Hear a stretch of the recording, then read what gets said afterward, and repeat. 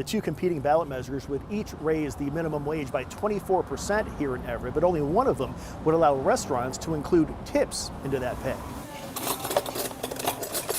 Dealing with the post-pandemic economy, inflation, and the demand for rising wages, restaurants have their plates full. Consumers are really tapped out. Voters in Everett will soon decide the future of the city's minimum wage.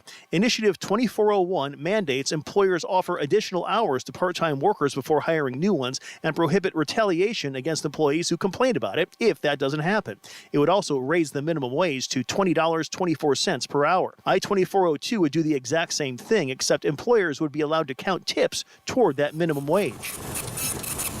Hi, G. Restaurant owners say rising wages mean higher prices, lower sales, and ultimately fewer jobs. The CEO of Lombardi's restaurant in Everett says raising the minimum wage without allowing employers to factor in tips will have an immediate impact. Then we will be eliminating voluntary tipping altogether, and we'll move toward an 18 to 20% service charge like Seattle restaurants have had to do.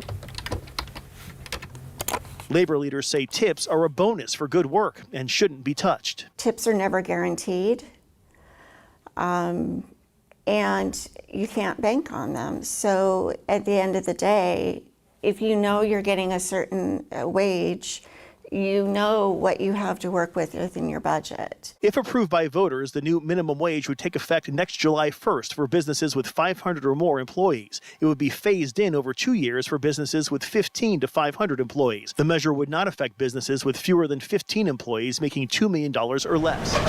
The heat in the kitchen turning up as Election Day approaches. I mean, we are going to see a lot more businesses either lay off people, reduce hours, go out of business. They have been successful in like SeaTac in raising their wages there, and we haven't seen businesses collapse. It is possible that both of these initiatives could pass. If that happens, I'm told by the city of Everett that the one that gets the most votes in favor will be the one put into law.